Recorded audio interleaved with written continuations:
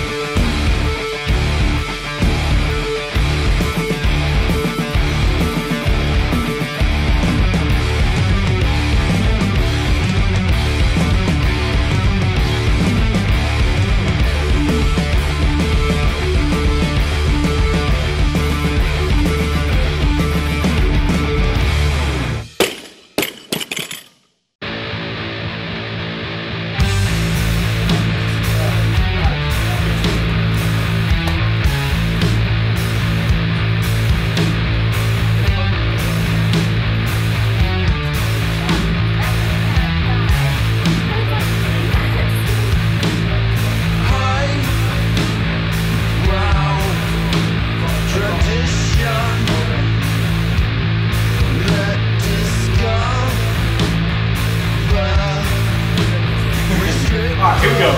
3, 2, 1. Shocker, brother. Welcome to Barbell Shrugged. I'm Mike Bledsoe, standing here with Doug Larson, Chris Moore, got CTP behind the camera, and behind the other camera we have Charlotte. Boom. Boom. Avengers, assemble. Yeah. Kicking it in Chris's new garage. Chris's new garage slash man cave. I don't think I've ever stood inside a man cave as epic as this. This is incredible. Well, I had a dream, Mike. And now before you were seeing a physical representation of the inner workings of my mind and my histories. Basically what this space is, which I love. And to note, it is Monday, and you arrived in your Penske truck on Thursday night. I drove across the country with my father-in-law. God bless you, Dave. Jesus, really, he saved me. He drove the truck the entire way, but we left Memphis Tuesday at 1 p.m. and we got to Encinitas Thursday at like 5 or 6 p.m. And then 2 days later, this was done. It was amazing. All right, guys, before we go any further, make sure to go barbellshrug.com, sign up for the newsletter, and you can find out how you, too, can build a cave like this. Yeah, I might do a man cave guide in the future. I have a feeling he's going to put together an ebook about how to make go sign up for the newsletter, and maybe you'll get that one day. Yeah. Today we're going to be talking about what we do for training. What we do now. We're all strength athletes. We've all been pursuing strength I personally been pursuing strength and allowed to go to the weight room for 18 years now. How about you, Doug? I started training when I was for this type of stuff, like squats, heavy deads, cleans, and whatnot, when I was 14. I'm 31 now, so 15, 16, 17 years in this world. 17. I got one more than you. And before that, it's because you're old. Shut up. Before that, I did gymnastics when I was super young. So yeah. I had some training experience before I started doing barbell work. Gymnastics helps. Gymnastics helped a ton. Yeah. Man, that was like the best thing I ever could have possibly have done when I was a little kid. I never had mobility restrictions. Like, I was stronger than a normal 6-year-old, and it carried over. Dude, those 6-year-olds, they can surprise you. Yeah, being able to do the splits since you were a little kid helps with everything. Absolutely. Especially learning weightlifting. If I ever have kids, gymnastics for sure. Mm-hmm. How about you, Chris? How long have you been doing this? Well, I'm 34, and dog years like 79. Training years. And then I've started lifting weights in my friend's backyard when I was 10 or 11, so 24, 25 years, something like that. Damn. So between the three of us, I think we have a pretty good amount of experience. We have something to say, and it's rooted in actual experience. And we also study this shit, too, and read magazines and books and all kinds of stuff.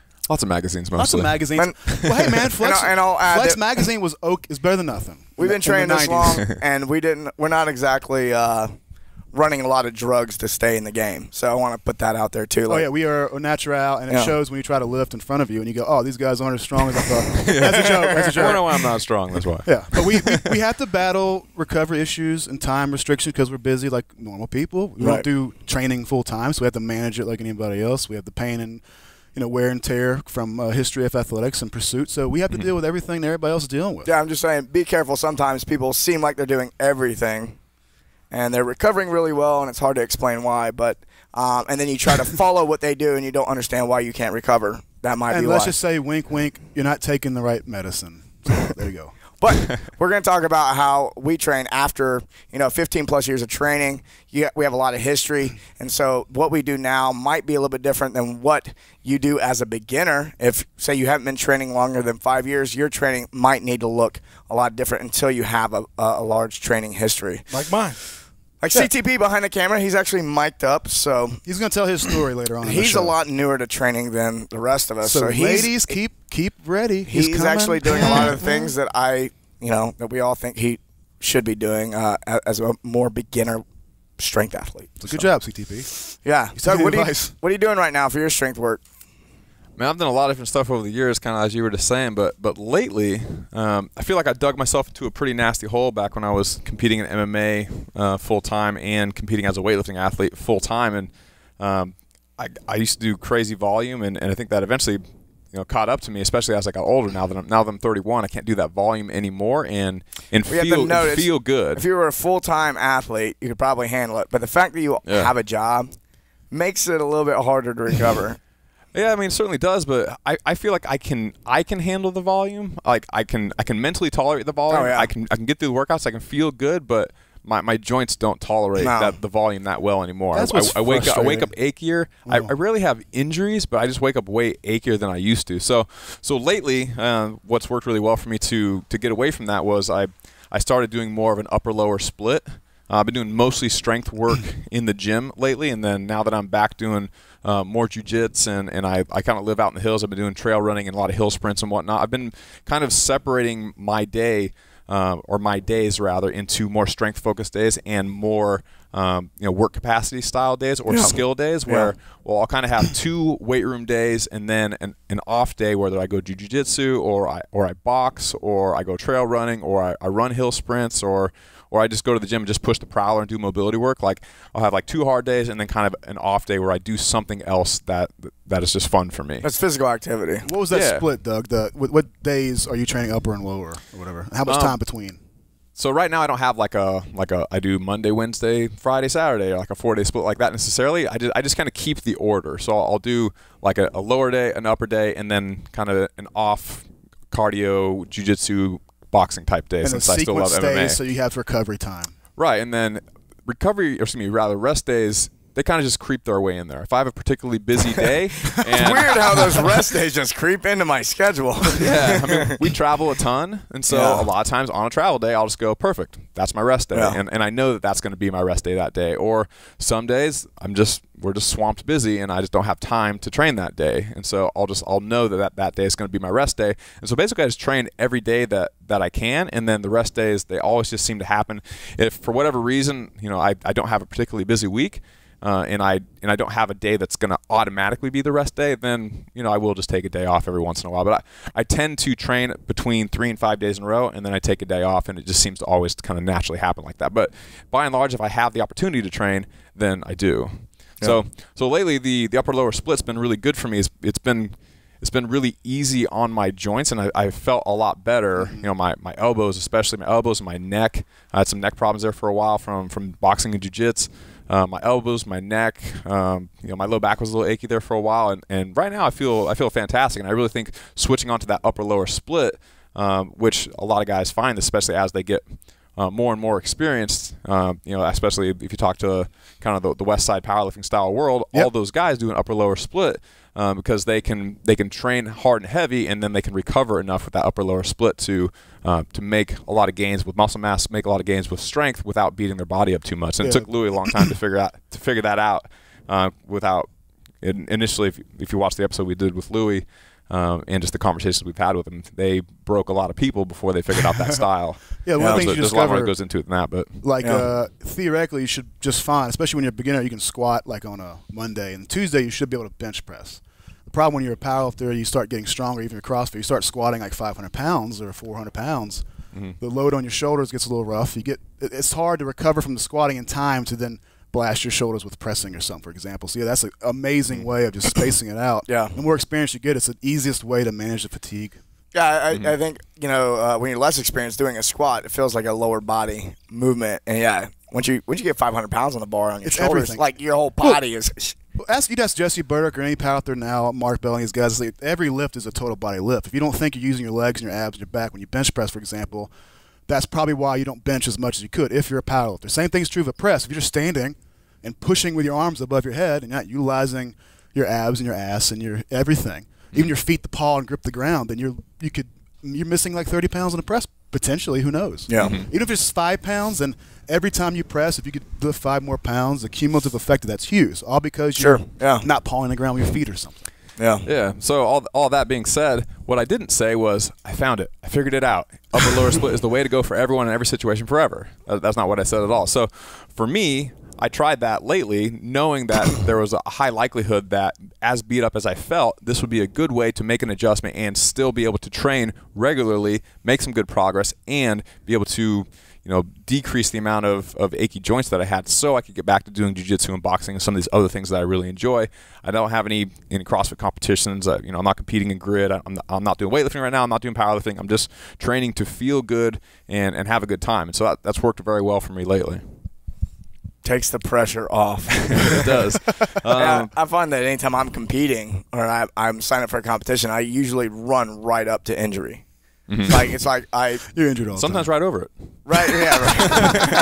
It's a speed bump along the way. No, but I mean, if you're doing it right, I mean, like a lot of times I get injured right after a competition. It's like, that's not doing it right, but like when you're pushing to the edge of performance, injury or getting sick or something like that is actually pretty common. Like most people who are at the competition level, like most athletes at the CrossFit Games, like the week of the games or the week after the games, they get sick or they're like on the edge of being sick or something like that. Because all that matters is how you perform. You're not really worried about the health after it because you're trying to get that money, man. Yeah. You ain't worried about your health. Yeah, so I mean, it sounds like you're on the health path versus the.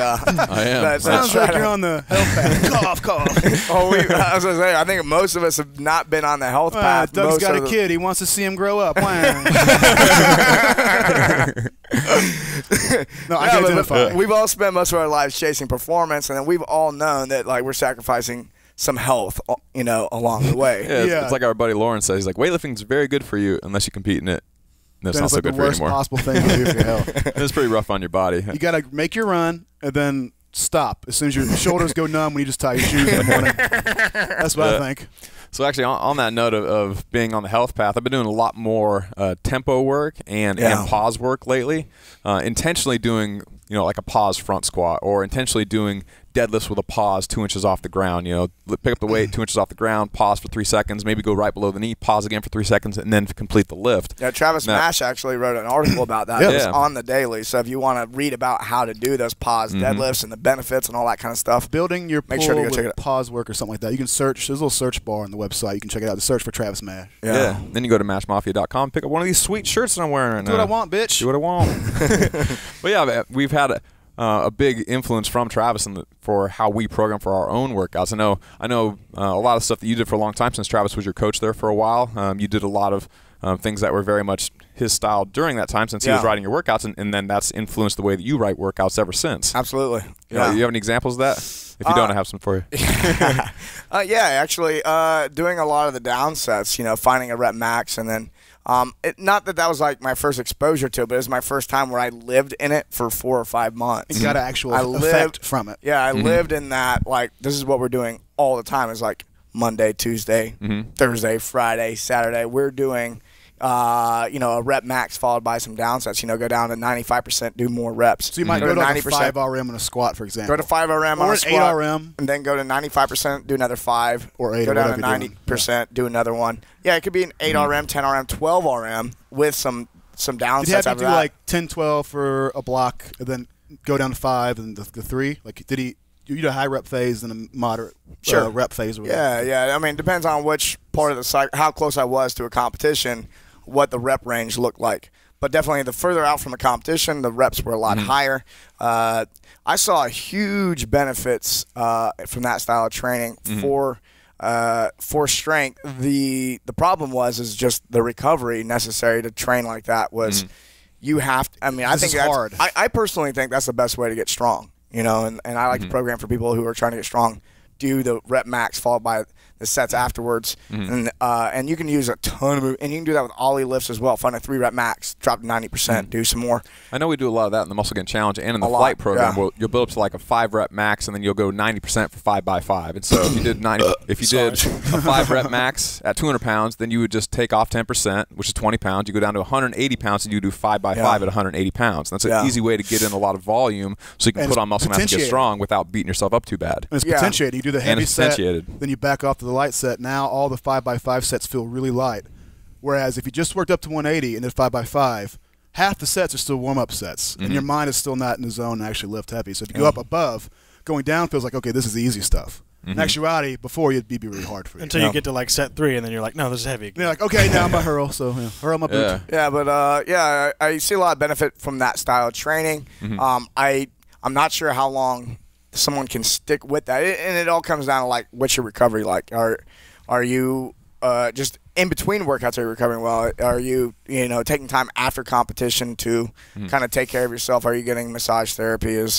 There's all these different recovery methods. But if you train like that and you just go, I'll eat however I want and I'll get 6 hours of sleep, you will fall apart. You have to get your 8-9 hours of sleep. You have to be eating right. Like the recovery has to be as intense as the training. Yeah. So and when I talk about doing Travis's program, I was in the gym for like 3 hours a day. So he does a lot of volume. A lot of the stuff we were doing, I like the rep max and then the down set, but maybe a lot of times when I program from other people, they're not in the gym for 3 hours. It's like an hour and a half. So the total volume is lower, but that style is the same.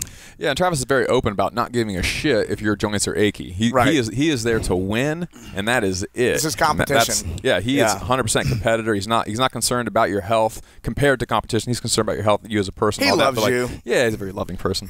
But he is there to make you a fucking winner. Yeah. So you're going to be there for a long time. You're going to do a lot of volume. You're going to have to dedicate basically your life to weightlifting or powerlifting, and if you don't like it and you don't like that style of training and you're concerned about your achy wrist or your achy shoulder or your achy back, then you basically can go fuck yourself and go find something else to do. Hey, no offense, but get the fuck out of here. Oh, yeah. I mean, there's a lot of achy joints involved in training. I mean, there'll be some dark moments. He's not a dick about that. He's just very honest, like, if you are here to win. Yeah, there's no, like, anytime I've been in a competition phase of training for weightlifting, nothing's felt good.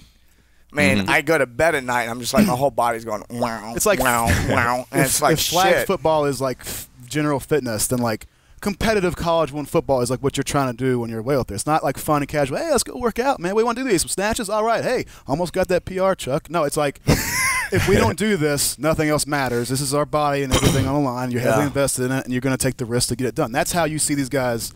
Like the guys at the training center, they're not like also going home and living in a posh apartment, and they have all the best foods, all from Whole Foods, of course, and they drive a fucking Audi leased fresh 2015. No, they're fucking almost poor because everything and all they are is weightlifting for this time. Commit fully. Yeah. Another thing I've been doing on my lower body day, I've been basically doing a rotation of 3 different types of day. I've been having, again, I'm doing this purely for fun. I've been having a weightlifting focused day, which is for me kind of a more, obviously I do, snatches, cleans, clean pulls, snatch pulls, things like that. And then the rest of the day is kind of more of a quad dominant vertical torso type day. So I would do front squats or high bar back squats, or even in this case I would do something like a pistol, something that's very quad dominant, very vertical torso type movement where I'm going to have sore thighs rather than sore glutes and hamstrings ideally the next day. And then the other day I would do something that's more hip dominant, where I'm bending over a lot. I'm doing RDLs and good mornings and deadlifts and one leg RDLs and kettlebell swings. And then the third day is more of a kind of a lighter day. It's more of a volume day. Those other days are heavier days. And then the third day is more of a volume oriented day where I do a lot of single leg work. So I'll do step ups and maybe I do pistols on that day too, and rear for elevated split squats, and I'll push the prowler and I'll run hill sprints. Like, it's more of an athletic day because I do sprinting and agility drills and whatnot, and then I just do a lot of volume, usually in some type of a split stance or on one leg somewhere or another. Yeah. So that's been a good way to get me a lot of variety, and then that third day really makes it where my back gets that extra day to recover because the load on my shoulders is very low on the day because I'm not doing heavy deads, heavy cleans, heavy squats on that third day. Nice. We're already at Doug. That's all we've gotten to, and as the beginner in the group, I feel like if I was to be listening to this, which I am, by the way, I would be asking, okay, cool, you got your down sets, you got your pause squats, you got your this, you got your that. how do I connect it all? And I feel like it's important to point out that it's, you guys have the benefit of, years and years and years of sticking to multiple programs all the way through, so that when they now become like a tool in your toolbox where you could say, sure, I could do this, I could do that. And but for me, since I haven't done a whole bunch of programs, I'm like, well, fuck, when do I do them? But to you, I guess my question is it just so like, well, yeah, that's what I do? Because is that a correct assumption on my part that you like, because you've done it for so long and you've experienced it all in different ways, you know when to do what? Or you just kind of I do just know when to do what. You want more like a weekly structure of what I'm doing? What are you asking? No, like it just how would the beginner work this into their programming? Like where would it fit, or kind of? So anytime I program any workout for any day, I generally follow a template of speed work, power explosive work, which would be like Olympic stuff would be in that category, strength work, volume or hypertrophy work, and then conditioning at the end. And that's kind of the general template of every day that I do. So I might run sprints and then do Olympic stuff and then do a heavy squat and then do something where it's like, four sets of 8 of lunges or something like that. Something that's like not a core movement, but is a quality movement that you're going to do for a little more volume. And then I would do my Metcon at that point after I've done all my strength and volume work. So you could do whatever Metcon you wanted, and then if you want to do like row intervals or push the prowl or something like that at the end, then that would be like how I tend to think of all workouts. They don't all fall into that category 100%, but that structure is how I generally design workouts for myself and other people. When do I do Fran? During the Metcon portion. Oh, okay. Duh. If you're testing, you just warm up and do it. Yeah. But if you're just throwing it into the workout, then that's probably the best place to do it. You would show up. I tend to run hill sprints almost every day that I train. I warm up, and then hill sprints, really make me feel like I'm 100% warm at the end of it. This explains why he's so much better at running than me.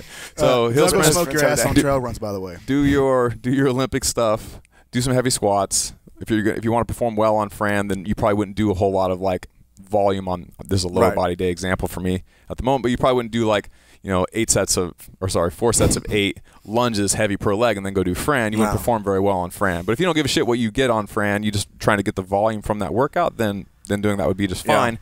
And then if you had it in you could go do some row intervals and go home. So you don't have to do it like that every time, but that's generally how I structure my day.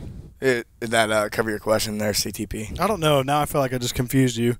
I don't think I necessarily had a question. I was just pointing out that it seems to me like that would only come from. I was just trying to fuck with Doug. To be honest with you, that's what you're saying. I think all three of us. The problem with having this conversation and relating it back to someone who's a beginner is, we did do all these different programs over the years, and we are kind of tuned in. I mean, for me personally, I guess that's what I'm saying. Like, as the beginner listening, should I be like, well, why don't I not know when to do that? But you know because you've done it for years. It's one of those things is you'll know when you know. Right. Like you'll know when you're like, people are like, oh, am I there yet? It's like if you're asking the question, the answer is no. Where there is doubt, there is no doubt. There's your answer. Yeah. So like for me too, like I know what to do. Like I can wake up that morning and go, oh, I know what I need to do today. Like I can be tuned into it. There's guys that they measure HRV and all this stuff. And they go, oh, today's a good day to lift or a good day for aerobic work or something like that. But the experienced athlete and the good athlete is going to wake up in the morning and know that data just because of how they feel, how they performed in the past. It's a subconscious thing. You wake up and go, oh, today is a cardio day. Today's the day when I pull back from weightlifting and I go for a jog instead. I think one thing people can practice is being highly observant of how they feel and then how they did that day. And then over the course of a year, 2 years, 3 years, and then certainly over the course of a decade as you get more and more into it, you have more and more experiences where you go, I felt like shit last time I had a bad workout. Maybe this time I'll adjust because I feel kind of the same way. I mean, you repeat that 1,000 times and it starts sticking. But before you get to that, you have to do a lot of workouts and do it no matter how you feel. You've got to because your body will lie to you. It'll tell you you feel bad when you're going to perform well. So you've got to learn even when that's happening. And so you've got to do a lot of, I think 10 years plus for a lot of people, and different people are going to tune in faster than others. I think that's one reason Rich Froning is as successful as he is because I think he's just naturally more tapped into what his body's doing. When he wakes up in the morning, he's like, oh, I feel like doing this. Oh, he's right. He's tapped into his body. He's so tapped. Yeah. But I think it takes, a decade or longer of following someone else's plan no matter what, just doing it every day, kind of taking, these were the kind of the results. This is what I did this past weekend. Plus, I know if I stay up late last night at a concert, today's not the day to, max out on deadlift. I want to make sure that, I had a good, a lot of rest before something like that. That said, every once in a while you're going to do that shit anyway, because that's how you get hurt once a year. You go, you know what? I know I shouldn't do this shit, but you know what? I'm rolling the dice. It's a new year, and then bang, hurt. Do as I say. Well, I might add that 99% of the time I'm right on point. So it's that 1% that I still get screwed up. It's that 1% of the time, once a year, where I get hurt every May. That's when I try to get strong. Hey, it's May right now, and I am injury free. Actually, my friend. So far, I know we're only a third of the way through the month. What have you been doing for training? I have been doing. I have actually since I moved to Southern California, I have 6 months ago. 6 months ago, I bumped my physical activity considerably, like just my physical activity on the daily. Outdoor play. It's just so easy to be outside here. It is.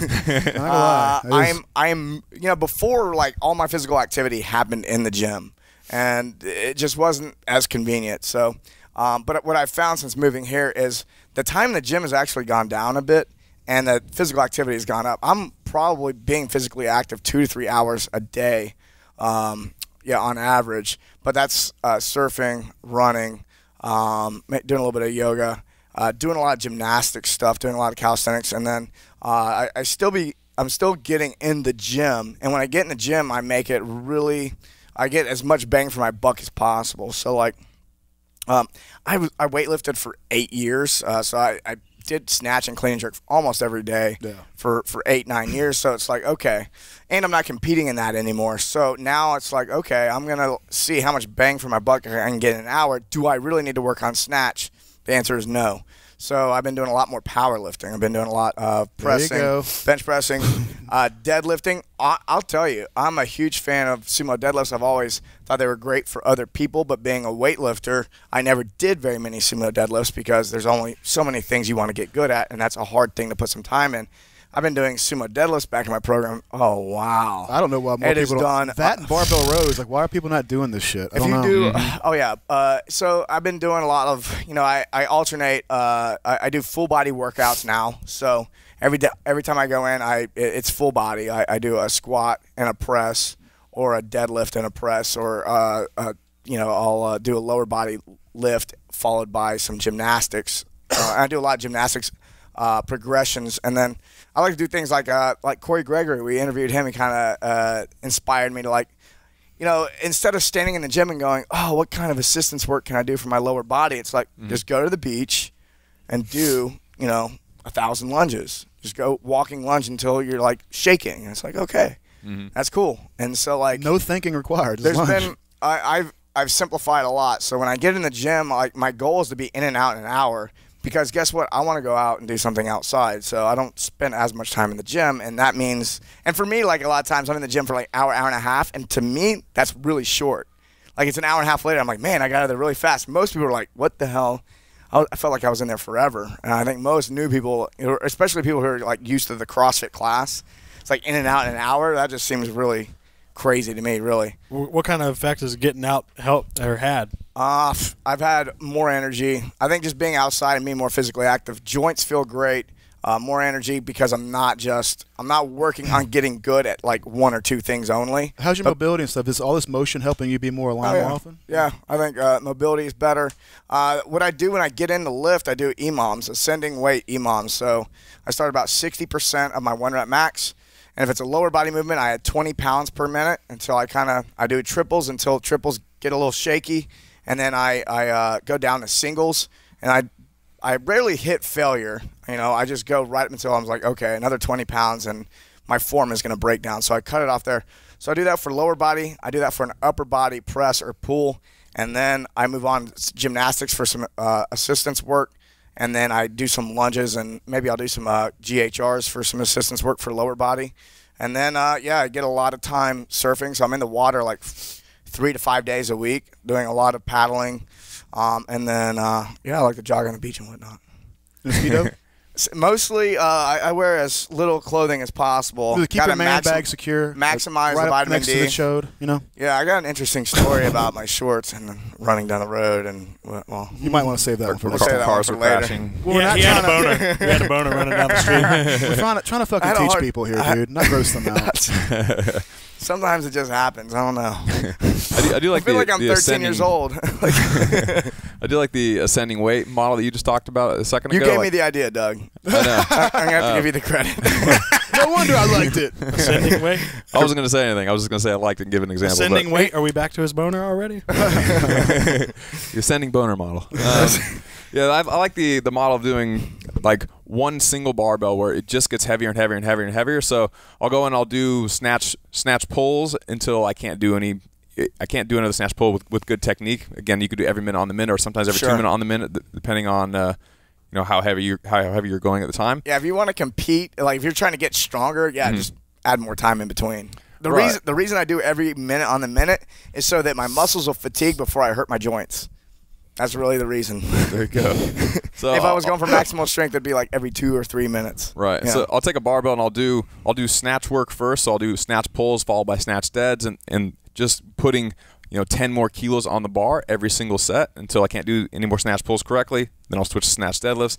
Once I can't do snatch deadlifts any more correctly, I'll do clean pulls. And then move on to clean deadlifts, and then move on to sumo deadlifts, and then on to regular deadlifts, and it just gets 10 kilos heavier every single minute, and then I just switch movements all the way until it's done. You're doing what I'm doing, but better, I think. Shit. So that's been something that I've done lately. Almost, take note. I treat it almost like it's it's one single workout. Like it's like it's a ladder that you change movements on, and it's been really fun. I've probably done it maybe like 3 or 4 times, and I'll do it if I'm in a rush. Like, okay, I have 40 minutes to train, and I'll just do every minute on the minute, and then once I'm done, I'm out of there. Again, Doug's rush workout is 40 minutes long, just so you know. Sweet pump, man. Sweet pump. Should we take a break and then Chris Moore's the focus when we come back? Yes. Oh, I can't wait to share with you what I've been doing lately. Nothing great. I can't either. How do we normally intro Nuggets and Pearls? We need Chris. He's a Nuggets and Pearls guy. Welcome to Nuggets and Pearls. Nuggles and Pearls? Nuggets and Pearls. That's the most country you've sounded in months. All right, welcome to Nuggets and Pearls. We're going to talk about, if you watched episode 177, was that it? 177. We talked about some of the stuff that we have been doing lately in our training, and we got a lot of questions about why we were doing those things. We probably didn't explain exactly why we chose those particular things for ourselves in the moment. So we mentioned pause squats, tempo squats, down sets to add more volume as an example. So I'll turn over to Mike. Why would somebody want to use tempo squats in their training? And that's the hardest Who's that for? So I gave it to you. Tempo squats are awesome for people who... Now that the train has passed, why would somebody want to use tempo squats in their training? Who are they for and why? Tempo squats are for everybody all the time, Doug. That is not the right answer. Tempo squats are really great for beginners, people who need to get strong in each position on the way down, people who may start falling apart in one part. So they're really focusing on each position on the way down. I mean, every millimeter of movement is a new position, and getting strong at every single point is really, really good. Additionally, if you're not, it's going to limit you from doing as much weight. So if you're somebody that has any joint pain or anything like that, they can be really great just because you're going to do lighter weight and the effort is still going to be really high. I would suggest if you're an athlete, an athlete that it requires explosiveness in your sport, I would use the tempo squats away from competition, months away from competition. As you get closer to competition, I would pull the tempo out and keep it mainly faster squats. Yeah, for beginners, as Mike said, if you're a person who's brand new and you don't have very good control eccentrically, which means as the bar is moving towards the floor and you're squatting down, if you're one of those people that tends to get kind of halfway down and then you kind of just crash to the bottom and then you try to use the bounce to get out of that position and you don't look very good doing it, then tempo squats are probably a good choice for you. Also for people that don't have very good control, especially if you kind of have like the knee wobble as you are going throughout the movement, then using a tempo where you're taking, since we didn't even explain what the hell that was, a tempo is where you go down slower than normal. So if I... Kind of. Yeah. Kind of. So say I selected a tempo of 4 seconds. I'm talking just the down portion here to keep it overly simplified. Say it was 4 seconds on the way down. 1, 2, 3, 4. I'm more likely in that case to keep a good knee position in this example and less likely to do any of this where my knees are wobbling in and out. The way tempo is normally programmed, it's how long it takes you to go down, how long you pause, how long it takes you to come up, and then how long you kind of quote unquote rest in between sets. So usually it's written as like 4, 0, X would be explosive, you come up as fast as possible, and then maybe 1, so you rest 1 second at the top and then you go right back into your next rep as an example. Okay. For someone who's more advanced, you can still do tempo work. If you're a person that, again, you're kind of in the off season and you want to, again, if I talk mostly about the slower eccentric, which tends to be kind of really the main reason people do tempo work, is to slow down that eccentric on purpose. It can cause a little bit of extra soreness. It can help in some cases with building a little bit of extra muscle mass.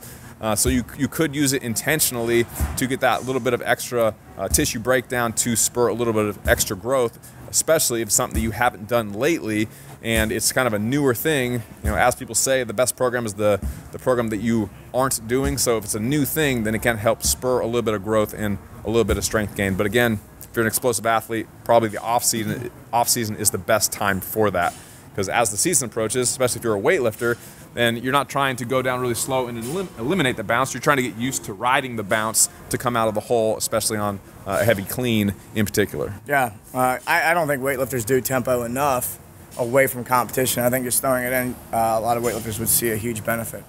Yeah, for joint health in particular is probably the number one reason advanced athletes would use this method. That's why I have been doing more tempo work lately. Just my joints have been a little bit achy and beat up from training, not just in the weight room, but in MMA, mixed martial arts, jiu-jitsu, and whatnot as well. I'm trying to stay as healthy as possible and eliminate joint pain, so I've been doing more tempo work lately to fix that little issue that I've been having. I'm not injured necessarily, just achy joints that I kind of want to not become injured. So by doing tempo work, it's been a little bit easier on my joints, especially my knees and my back and kind of the common weightlifter achy areas, knees, back, and shoulders. Another style of training would be the pause. Most notable is the pause squat. That's where you pause at the bottom. That could be considered tempo as well, where you're at the bottom of the movement, you're just having that long amount of time. But most of the time, we just call them pause squats. You may do a 2-second pause at the bottom of the squat or a 10-second pause at the bottom of the squat. But it's really good for really working mobility, like getting, if you want to get a little bit deeper in your squat, that's a great way to do it. It also allows you to put in more effort with lighter weight. Again, I think it's great for reducing joint pain while building more strength in the muscles, and then also postural strength. I know if I do a pause front squat, really the majority of the work is going, I'm getting nice mobility work in my lower body, but my torso, upper back is having to work extra hard because I'm having to support that load for a longer period of time. Yeah, if you're a person that has more strength during your pull than you do during the squat, as an example, if you're a person that I can pull a clean and then I get to here and I try to stand up and I can't stand up, then you're a person that might be a good candidate to do pause squats. Because if I do a pause front squat, I go down and I pause down here. Come back up to the mic. I pause down in that bottom position. Our ghetto setup. So I pause at the bottom position for 3 seconds, 5 seconds, 7 seconds, where I don't get the advantage, the momentum advantage of the bounce, and I can use raw strength only from that bottom position to drive out of the hole, and then I'm much less likely to get stapled by a clean where I catch the weight and I can't stand back up simply because I'm not strong enough. So front squats, and especially pause front squats, are one of the tools you can use to help yourself get out of that bottom position if that's where you happen to be weak. And if you want to get crazy with the pause squat, I recommend adding some chains on the sides. Yeah. Probably not necessary, but I found some big benefits from throwing that in there. What was the last thing we talked about? Oh yeah, down sets, huh? Down sets. Yeah. Yeah, so a down set, again, if you watched episode 177, we mentioned that our buddy Travis Mash programs a lot of down sets. Mike and myself happen to love down sets as well, and I've been doing a lot of down sets myself lately. Basically what that means is that I build up to a rep max, say it's a 2 rep max, and then I take off a certain percentage and I do more volume with that lighter weight. So maybe I build up to a 2 rep max and I get to 300 pounds. If I take off 10%, that's 30 pounds, so I'm down to 270 pounds, and then maybe I do 4 more sets of doubles at that lighter weight, where I'm probably not likely to actually hit failure, but it's still pretty dang heavy, and I can get a lot of volume without beating myself up too bad, because I'm not actually approaching failure and I'm not actually at my heaviest weight, but I'm still accelerating the bar as absolutely fast as possible, and I'm still likely to get a pretty good strength benefit from the weight that I am using for that set rep protocol.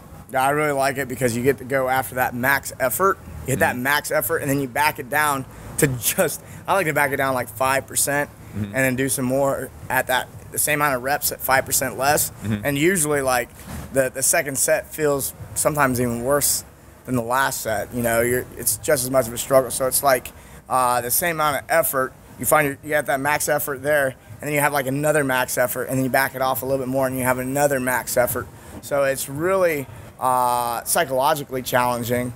And it kind of makes it easier to max out more often, because every day you're coming in and maxing out on maybe 2 or 3 exercises, hit that rep max, back it off, and it allows you to work in that max effort and a lot of volume at the same time. I in particular like them for people that just, for whatever reason, just simply don't train heavy enough.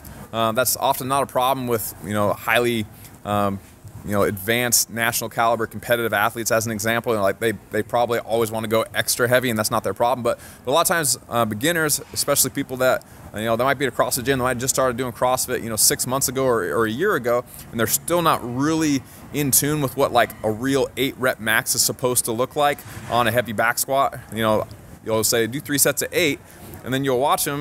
I've done this before. I've said, wait a minute, on the next set, just do as many as you can, and they'll do like 17, right? And I'm like, whoa, like this is not what we're doing. I just assume that it means, when I say 3 sets of 8, that you're approaching an 8 rep max. You're not just doing 8 reps and then stopping just because it got kind of hard. So in that case, it's nice to build up to something like a 5 rep max, a real 5 rep max, and then in that case, taking off 20% and doing 3 sets of as many reps as possible with that weight. It's going to be pretty heavy, and they're going to go to failure with that model, and it happens very easily if you structure it like that. So with beginners, I like to use that type of protocol, and they tend to respond very, very well to it. It's very motivating. People want to hit a new rep max every time they lift. So yeah, you got to max out every day.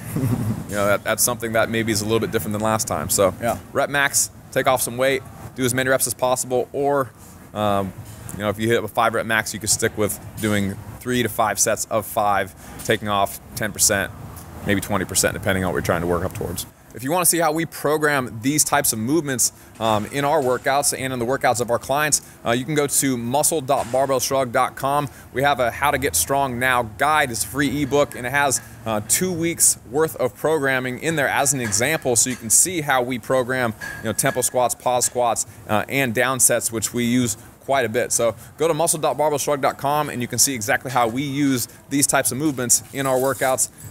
This is it for Nuggets with Pearls. We'll see you another day. I wish I could be as strong as Arnold. 1 rep, 2. Oh, look at this guy in his pansy squat form. His glutes are not even firing correctly. His mustache, he looks like a porn mustache here. Look at this. I got to warm up to that okay accent, man. That's my best bet on the spot. And we're back. We are going to cover Chris Moore's training here, what he's been up to lately. And we're going to get CTPs. No way. Yeah. Because CTP, he's the newest of all of us to I went from raviolis to kind of training. So you just want to go ahead and do yours? You tantalized them with a ravioli story already. What? You said raviolis. You Yeah. went from raviolis to strong. So how'd you do that? I mean, do you want to go ahead and do yours? You want me to go? Let's go, Chris. Okay, Let's go, Chris. me. Let's go. We'll go you, and then we'll get back to CTP. What do you want to know, I think Michael? CTPs is actually the most relevant. Okay, yeah, we'll finish. But you're gonna have to wait. Grand You're gonna have to finale. wait until we get to the back. Grand finale. So what have you been doing lately? Well, yeah, I mean, oddly enough, I actually am gearing up to compete again. Hold on. I know what you're thinking. Chris, don't hurt him. Don't go out there and impress him too much. That's a joke. I haven't competed. It's been since since maybe 2009. So I've been on the shelf for a while. In that time working, had a baby and whatnot. Got a little. You had a baby. 2 babies. I look great, don't I? For 2 babies. My wife had the babies.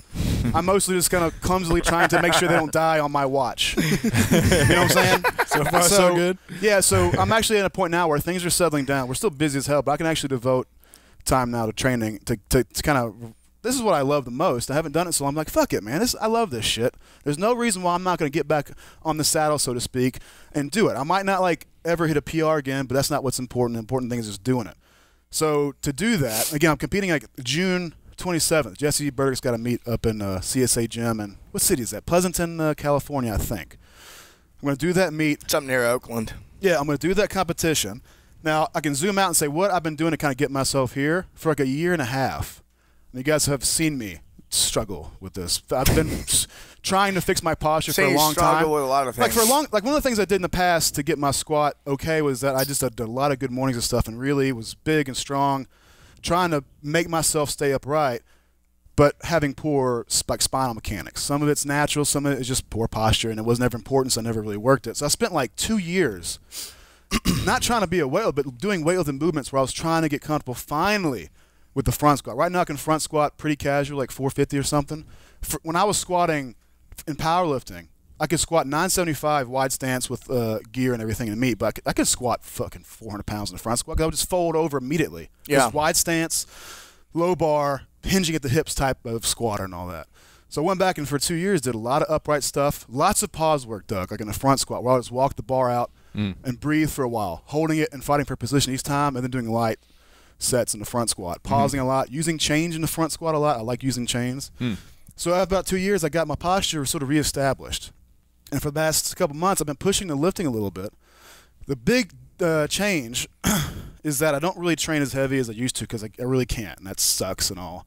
But the writings on the wall all the time is ticking away, and I can't really recover from it. We're all recognizing that. So when it comes to heavy barbell stuff, I still pretty much do Westside stuff, Doug. I alternate upper and lower body. So it'd be like a bench workout and then a really squat-focused workout and then upper body work and then a deadlift-focused workout, bouncing between. Typical of what you'd see Westside guys doing. The difference is I don't go heavy. I don't push for a number every week. I think about one number on each main lift once a month. So if I'm starting, if today's Monday and this is my first week of training, I only think about the next 4 weeks and what will be good for me in 3 weeks' time, because I do an easy week, a moderate week, a heavy week where I'm going for something, and then I unload. Where the 4th week is easy. I just repeat that. So the first 2 weeks are all about preparing myself to have a shot at getting the modest progress lift on that 3rd week. So if I'm doing squats, I think about I want to squat 400 pounds for 8 sets of 2 on week 3. That would be good. So I work backwards from there. I say, well, I start with 335, 8 sets of 2. I know I can do that. It's easy. I'll be primed. I can move well, check my form, and over 2 weeks, I know I'll have a good shot of hitting the 400. So I keep my volume lower, and I try to get a higher quality of work in that time. But I can't squat heavy like I used to. I can't squat every other day heavy. My shoulders won't handle it. So I have to think of a way to get that work in, right? I can't just squat heavy once a month and try to do a powerlifting meet. So what I've leaned on heavily, I got this idea from Glenn Pendley. Years ago, we talked about how it's important, especially as you get older in lifting, to do more assistance work, to get the work in when you otherwise couldn't. Like if you can't recover from frequent squatting, you don't sit on your ass and not do anything. You find a way to squat in some form that's easier to recover. That's actually one reason I got this big awesome thing here, this fucking Pit Shark thing. Belt squat machine, folks at home, but this machine is not quite as hard on my shoulders or my spine as a back squat, right? When the weight is just sitting on top of me. But I can do heavy squats, even with heavy bands on this thing, very frequently, like every day. and have no problem recovering on it. You can do the same thing with like leg presses, for example. Lunges, Doug, like I said, I can sneak the work in without creating a huge recovery demand. So I can do that where else I would otherwise be trying to push the squat or something, so I can stay injury-free. The other thing is a shitload of kettlebell work, man. You know, for years I was kind of like not on the kettlebell bandwagon. I'm like, why don't you just fucking do the barbell because it's heavier and get stronger? Like, I know it's great. You can swing your bells for an hour. That's great, man. But like, why don't you fucking, just do a snatch? I used to be kind of arrogant that way. It was like powerlifting or weightlifting or, why you wasting your time. Now I realize that's kind of like stupid, silly bullshit. Because kettlebells are great in between. You can do speed work and jumps and sprints, like Doug was saying, to train for speed, because you need speed to lift huge weights. You got to be able to get the fucking weight moving. You got to do heavy work, because there's no replacement for a heavy squat. But I feel the in-between space, all the reps now, with a lot of kettlebell swings for lots of reps. And I don't make it too hard. I just do a lot of clean and swings, kettlebell snatch, and heavy one-arm snatches. And what I've found is that my hands' strength has come up, my durability in my arms, so now I can train the deadlift better again. Like, my hands feel good. The other huge thing I've noticed is that every time I swing the kettlebell and I work on sort of initiating with my hips first, or my hips and abs, so I kind of thrust out with my abs to initiate the weight. And when I started getting good at that, when the kettlebell swings got effortless, on speed days, when I do my Westside style box squats, I could all of a sudden, instead of having the weight sitting on top of me, I was leveraging it down through my abs and my hips. So I was kind of just popping the weight up instead of squatting down and pushing with my weight or my feet and raising the load. I was thinking of it more of sitting back, coiling like a spring, and then popping my abs as the bar was starting exploding. So you had your whole system just kind of integrated. Things versus have been integrated better. Yeah. My posture's better. I'm using my abs and core better. And now all of a sudden, even though I don't quite have like the ability to recover and like the talent I used to for strength, I think I could maybe do. You can't predict it, but I can get within 90% of my best form of raw squat, I think, in time. Like, I maybe can do 600 or 650 or something raw at this meet. Maybe I hope to do that. For me, it's pretty good. I haven't been training. I got 2 kids. I don't really sleep that much.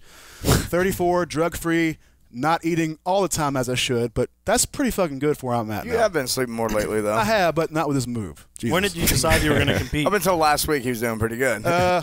Right before the move, I was like, you know what, it's time to step back on the platform, because I was really disappointed that I wasn't, no longer do I think of competing as I want to win this thing. I think of it as I need to have a marker or a metric, something in my life to hold me accountable, something I see in 12 weeks or 6 months' time that I can work back from and create an incentive to do the preparation. It's like, if you're a CrossFitter, if you're a CrossFitter, you want to get stronger, you could pick a powerlifting meet or something as a way of laying out a 14-week timeline and work back. Say, this would be a good number. I work back, and it's a strong incentive to pull you from a weaker state into a stronger state, because you're going to step up and you have this thing to do. The formally makes it an incentivized thing.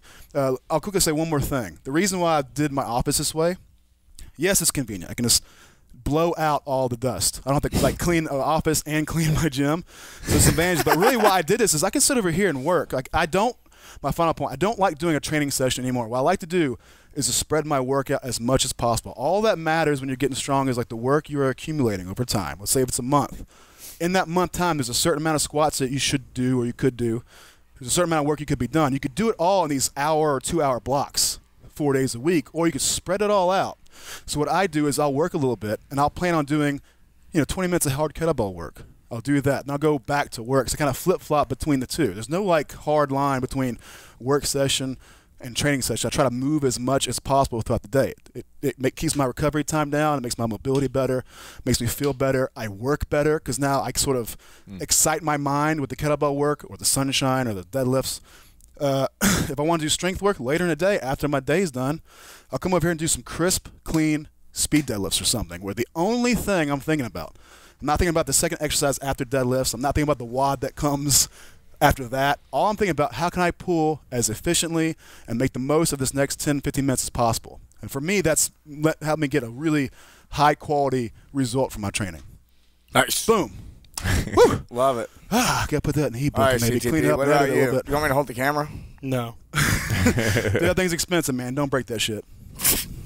No, I've been doing super basic stuff. I think after listening to what you guys were saying, it's like coming back at hearing everything y'all saying, I would have a whole bunch of questions. Like I was saying earlier, when do I do this? When do I do that? What I've learned recently is that my problem wasn't what program should I do, when should I do this? When can I implement that? My problem was that I just wasn't fucking consistent. And I think there's probably a lot of people who are in that same boat. And it's easy to realize you're not consistent, but then it's another thing to try to figure out how do I now go get consistent all of a sudden. Yeah. So I really tried to like hone in on just doing what you always say, which is just get to the gym, and then the rest will take care of itself. And you've had a nice morning ritual of training. yeah, I started doing well since we podcasted with Corey. He had the piece about waking up early and getting it done. And with the amount of work that we do for the podcast and otherwise, I found that if I didn't train in the morning, then shit would be added to my plate, and then I would quickly be like, come up with excuses on why I wasn't going to train. Yeah. Right. And it would happen way more than I would, if I wrote it out on paper how many times it happened, it's probably way more than I would have thought admitted if I to didn't. otherwise. Yeah. So getting the training done in the AM, like just waking up, I can tell you what I was doing earlier, but I pretty much wake up and then an hour later train. And it was early enough in the morning. I was training at 6, and I trained for an hour and a half, 2 hours. And then that was still early enough where none of you guys, plus everyone else on our team, was going to call me and ask me to do shit. Oh, that's true. So it was like, where otherwise if I... We're all still going like, where's the fucking coffee? God, my eyes are blurry. What did you make me take last night, Mike? Fuck. But if I waited to train at 3 or something, then, this is the nature of what we do. It's like, hey, Chris, I need you to do this. Hey, can you do this for me? And it's like, I already had enough to do that day, and then you stress me out by giving me some more shit. And I say this because I'm sure my job, compared to what most of our listeners are doing, is probably way less stressful. I love what I do, so there's probably people who don't do that, and they probably get, stuff added to their plate. Sure. So I see that this is probably like a big problem, and if I'm loving what I'm doing and having that problem, then it's probably even worse for some others. But getting it done in the morning, I don't even care what the science behind, if there is any benefits of all that. For me, I just found that it really helped me I'm relating it back to the consistency piece. Helped me be more consistent because I then wasn't allowing myself the opportunity to then push it off. Well, it's like, people, I've gotten in conversations, are like, oh, what's the most important part of training? And, what's the key principle? And people are like, intensity. I'm like, or just frequency. Like, if you don't show up, it doesn't matter how intense you are. Like, I was going to say, too. I'd rather see, like, a lower intensity, higher frequency training program, if someone's actually going to show up to. You mentioned, like, I don't know if there's a scientific reason. People might get too focused on the scientific reasons because, like, you might get caught up in should I train in the morning or evening. I don't know, like, what physiologically is best. When nutrient timing and all. Well, it depends. Do I have the energy in the morning? Do you want to burn fat all day or not? I want to get huge, bro. I want to get so huge, knuckle deep ab bridges. No, but there's that, right? And that's a consideration. There's also the consideration of what sets your day up to be like the most productive, awesome thing possible, and what will overall let you get more of a consistent strength training experience of getting a jump on things and getting the work done before your crazy ass, law or medical or student lifestyle, soccer mom lifestyle, whatever kicks into gear. Getting the most important thing and the investment in yourself first done in the day, that sets up a huge positive waves of events in your day. It doesn't matter what the scientific physiological thing is. If it works better for you, go for it. Yeah. Psychology trumps science all the time, right? I mean, I see it in gyms all over the world all the time. People doing okay training programs, but they're doing it in a group, so they're pushing harder and showing up more often. You cannot discount that, man. Yeah, I agree with what you said. I think Alan Cosgrove is the guy that really popularized that saying of psychology trumps physiology every single time, and I really think that's true. One of the things that you've mentioned to me in the last couple of weeks is that ever since we podcasted with Corey Gregory and John Bros and the squat every day stuff has kind of been really in the forefront of all of our minds lately.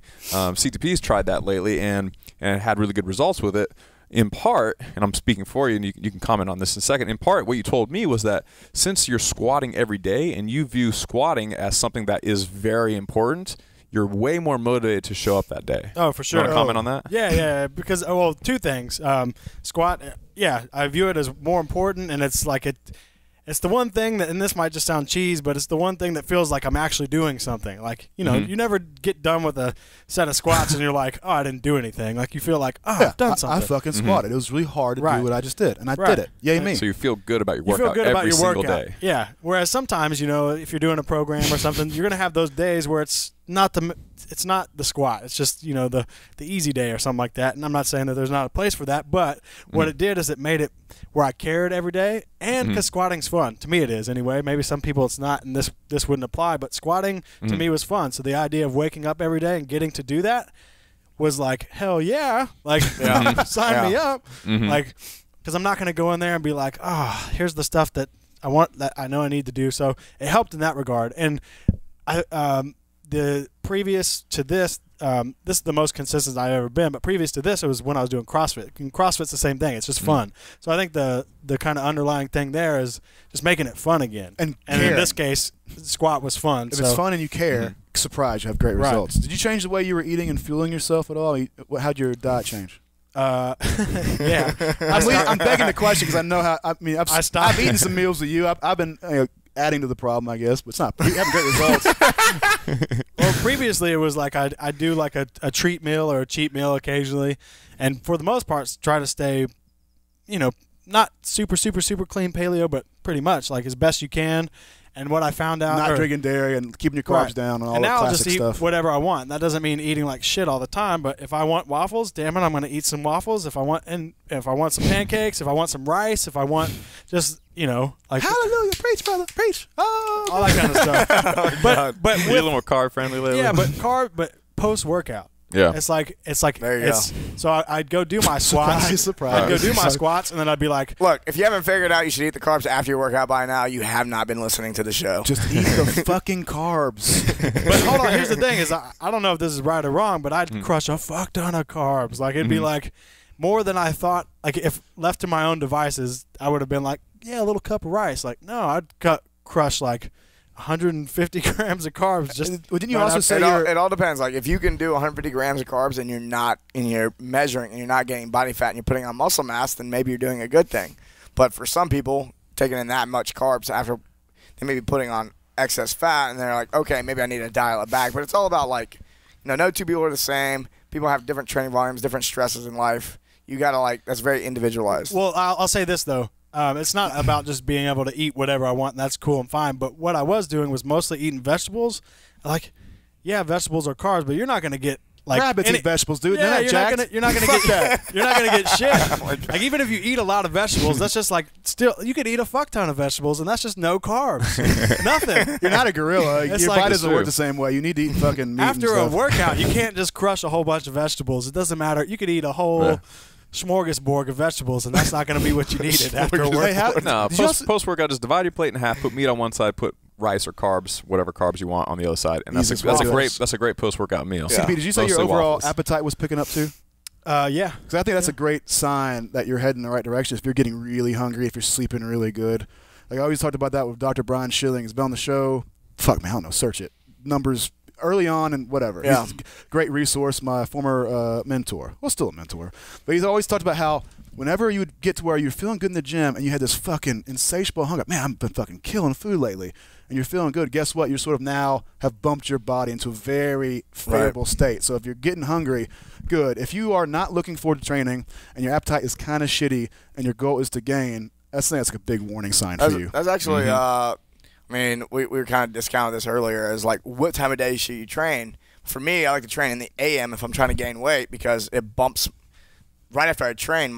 For the rest of the day, my appetite skyrockets. So I'm going to just put down more calories total if I train earlier in the day versus later in the day. If you're really hungry, it's a good sign that you're not just like shoveling food and storing it as fat. Your body is telling you, give me some fucking building supplies, man. Eat, and you got to eat. Like Donnie Shank would give you that advice. You want to get strong, motherfucker, you got to eat some food. The right types of foods too, though. Yeah. I mean, you want to make sure you get good enough food. Like fucking what a farmer would feed you after a hard day's labor, like some meat and some potatoes and shit and a big glass of fucking whole milk. That's what's going to make you strong. And you put some vegetables on the side because, via vitamins and shit and whatever. Pump and eat, baby. Eat vegetables the rest of the day. Trust me. Just take like a green pill once a day. It fucking carries all your concerns in one little tiny serving. That's what I do. I'm joking. I hope they will sense your sarcasm. I also been doing bodybuilding. Like, when I say bodybuilding, but I mean like the bro stuff. Like I just never did that. Because for people who don't know, I didn't start training until I was like really training, like till I was like 24, 23, 24. Like most CrossFitters, they just now are starting. Like I'm talking like nothing. It wasn't like in high school. I was playing. I was a guitarist in bands and stuff. So I just didn't care, and I was fat, triple chins, like just not. It wasn't good. It wasn't a good scene. But you didn't do incline dumbbell press for 5 sets of 10 for like 10 years in a row like the rest of us did? And I would say it's weird. All these really successful athletes tend to have done the bodybuilding stuff for a while before they got into anything. If you're pushing your squat and your snatch, like, I'm doing everything right, why can't I recover? You didn't do just all the years of preparation, man. The foundation's not there. So what specifically have you been doing lately? As part of when we came back, talked to Corey, I was like, I'm going to do the squat every day, and I just squatted every day. But then he eventually, a month later, put out an actual program that they had. And in that program, it's like you do your squat, and then you do bro out gym stuff. And I was all about it. It was fun. It was different. It was novel to me, at least, because I had never done it. And sometimes I think about going back to it. Oh, yeah. Oh, man, just some dumbbell benches and some. Anything you could think of. Go pick up a muscle fitness, and just anything that's in there is what I was doing pretty much. Just lots of that stuff. And now I can actually work my chest muscles. I can do the little. You can do the. I can't do it like that. He was talking about how. But I couldn't even activate them. Had I not done had the bodybuilding years, I would never be able to do. He'd be benching and I'm like, the pec pop. Do you feel that? Like, where's it work? He'd be like, I don't know, kind of. Like, man, your chest really should be working when you're doing this. As an example, just doing the reps teaches you how to use your body. Isolating the muscles and having them fire is like if really CTP does 5 sets of 5 on a bench and is frustrated at his progress, he can't use his chest. Of course, but since I started with CrossFit, it's pretty much where I started, and the bodybuilding is kind of like not cool in CrossFit. So I was like, I always shunned it, and then we travel enough and hear enough, and and I know most of you guys have done it. And like now it's finally like, okay, no, this stuff has merit, and it's probably just my own shit. It's just bodybuilding is just a ton of assistance work. Yeah. It's just a bunch of assistance work. And now look at you. Look at that's fucking cannonball. And that's what we recommend people do. Do your strength work, do your assistance work. It could be considered bodybuilding, but yeah. Yeah, I mean, if you wanted to at the end of, especially some of your upper body days, wanted to throw in, 3 sets of 8 to 12 of incline dumbbell press or standing dumbbell press or curls or heavy lateral raises or bent rows even fall into that category in a lot of ways. Probably need to do pulling. Seated rows, anything with cables. Cable work is great. Like all this stuff is machines. All this stuff isn't necessarily.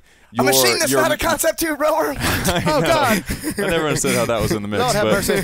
But yeah, to do all that stuff at the end of your workout, it's just a little bit of extra volume to just top off all the rest of the stuff you're doing. It's supplementary work. It's really only like 1 to 5% of everything that you're doing. It's not all the work. It's just a little bit to top off your training. So if you're not doing it though, you're probably left with some imbalances that you could go correct. You just haven't done it yet. Yeah. That stuff makes you feel good too, and it also helps on like wads and stuff. If you get like more fit legs from doing lunges, it's going to translate over into all your wads. Imbalances Doug's talking about, like if muscles aren't firing, you might be leaving. Up to 100 pounds on a squat if you just. All you have to do is do single leg work for a couple months. You don't need fancy programming. You don't need new supplements. All you need to do is just be consistent and just do more work. Do full contact twists with a V handle. You know what I'm talking about? Yeah. Like that handle that goes down to an angled bar and you just swing like this. Like that's my favorite supplementary work of all time. I don't know if I'd call it bodybuilding work, but that's the kind of stuff that I love to do at the end of my workout. Oh yeah. I'm gonna let you finish. But what do you call that thing? Full contact twist. Full contact twist is the greatest assisted exercise of all time. Fail. All right, let's shut this show down. And the wheels are coming off. No, they're not. All right. Make sure to go over to barbellshrugged.com, sign up for the newsletter. And we got that muscle building guide that you guys made. Who made it? Some guy. CTP and I and Alex and Alex we all hustled and put together. Some of the coaches. It's 100% free, and guess what? 100% dopeness. 100% dopeness. If you click on the sidebar banner on the site, there should be something that says "Get the Muscle Gain Guide." It's free on there if you want to check it out. It's called How to Get Strong, so look for something like that. And it's really great. I'm not bullshitting. Go see for yourself. Yeah. There you go. There you go. Thanks for joining us. Also, go give us some if you're listening to this, I will give you $100. $100. Rob is listening. He wants $100. Take a pause. Head over to iTunes. You're about to be broke. Give us a 5-star review. Submit your reimbursement query too. That's all I gotta say. CTP gives you money at barbellshrugged.com. This is gonna be episode 177. It's a lot of hours, folks. We do this for free. I will give you $100 if you go. We are turning into PBS slowly. Go give us a 5-star review. With just one 5-star comment review, you get this Barbell Shrug complimentary signed mug. Oh, look at that. Look at that. And for $200, this jacket, Barbell Shrug jacket. All right. No, but seriously, give us 5 All right, stars. I'll see you guys later. See you guys. Join the conversation every week after the episode over at barbellshrug.com. This is also where you'll find new episodes of Barbell Shrugged, Technique Wad, Nuggets and Pearls, Barbell Business, Get Change, plus new articles every day on our daily blog, written by us, guests of the show, and some of the biggest names in strength and conditioning. So, go there and leave a comment now. Oh my gosh, wow, that's so cool. Yay, that's so awesome. Did you like this video? If so, subscribe to our channel and share this with your friends. And if you want even more free, awesome resources to help you reach your fitness goals, plus some updates that we only share over email, head over to barbellshrug.com and sign up for the newsletter.